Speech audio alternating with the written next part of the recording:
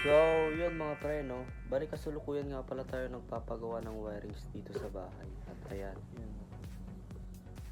Bali umuwi nga pala muna yung kasama natin para kunin yung tester dahil ah, kailangan nga pala dito sa wire na gamit namin ay magkahiwalay kaso ito kailangan niyang diskartehan. Bali itong isang ganito ay gagawin niyang parang iisa lang dahil hindi siya nga mapaghiwalay. Kaya yun mga pre. Bali itong isa dito parang wala siyang walang kwenta. Parang yung ex mo ulul. Bali ang gagawin nung kasama ko dito ay kailangan niya lang testerin yung dulo to dulo para malaman kung sino yung dulo nitong isa. Yun mga pre, dahil wala nga pala tayong kagamitan pa at ito lang yung maaaring gawin para yun matuloy yung ating pagwa-wirings. Wala pa tayong budget mga pre. Ito yung ginawa namin kahapon, pasensya na at hindi ko na videoan mga pre. Yan, dito tayo sa loob. Yan. Bali kahapon kinabit ko nga rin pala yung solar doon para medyo makatipid-tipid din tuwing gabi. Hindi na kami mag-fuse ng ilaw. Yan. Ayan yung ginawa kahapon mga pre. Yun. Dito tayo sa kusina namin, wala pang palitata.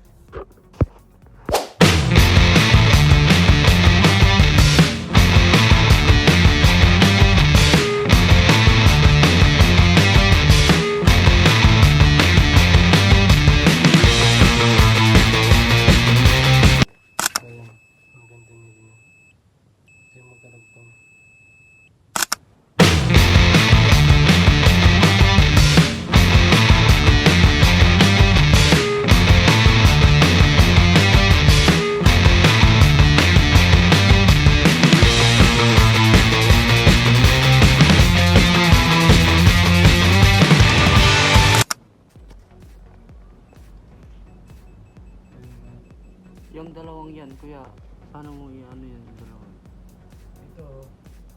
Ito yung nasa ilaw. Ito yung neutral.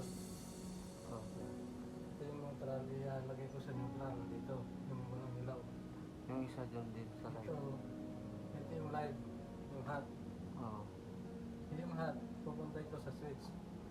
Doon. Ito yung isa. Ito yung isa pupunta sa switch. Tapos yung isa neutral sa mobilya. Ito hot to. Ito neutral. Tapos yung nandyan na isa naman, return yun. Return. Yung isa dyan sa ilaw naman. Yan yung return. Yung Mag-on off. mag-on sa switch. Pag sunis mo, ilaw na siya. Yung isang ano dyan, isang linya. Papunta sa ilaw yun, yung isang linya. Yun yun. Yung isa naman, yung hot, yung nandito yun. Ito. Ito yung motor.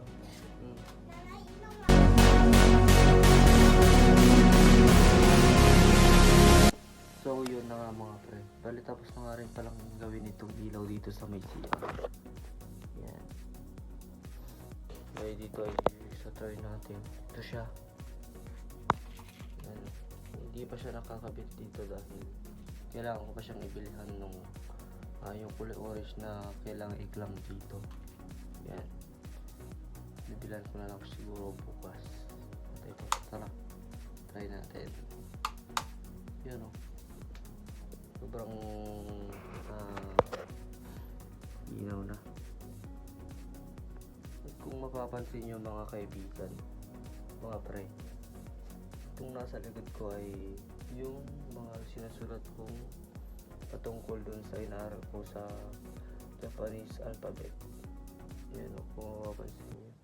Kalisunod ko na nga rin palang lilinisin itong tricycle dito sa bahay dahil sobrang napakadumi na nga pala nito. Para naman kahit minsan naman mga pre ay malinisan naman ito dahil sa serbisyong ibinibigay nito ay kailangan din naman natin siyang alam nyo yun, yung tipong kahit sa isang linggo man lang ay maliguan natin siya ng isang beses, di ba?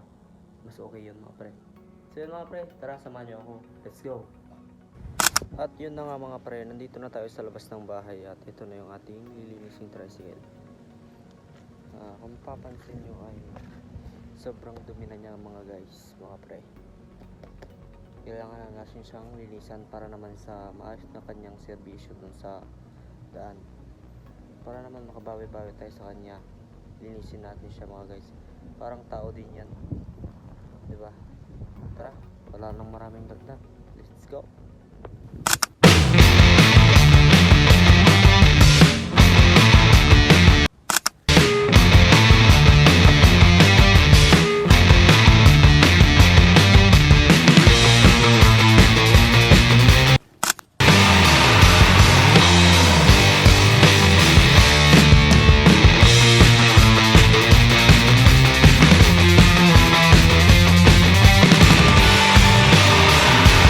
At so yun na nga pala mga pre. Bali ito nga pala yung ating gagamitin dun sa pagpapaligo ng ating tricycle. Pag yung bar kasi nasa sabon mga pre, ang yung gagamitin ay mag-iiwan siya ng kulay puti-puti dun sa inyong winashing na motor. Kaya ito yung ating gagamitin, dishwashing. Yan, kung malakasan yan. Baka naman, Joy! Hahay! Di, joke lang. Tara, let's go!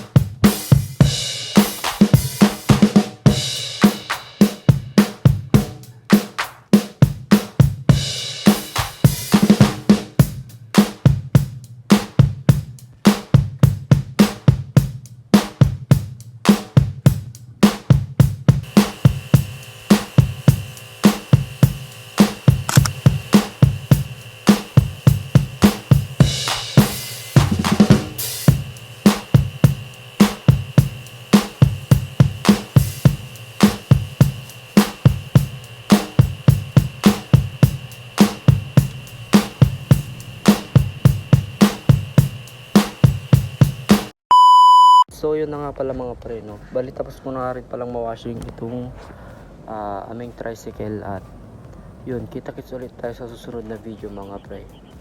Maraming salamat. Peace out. Brr.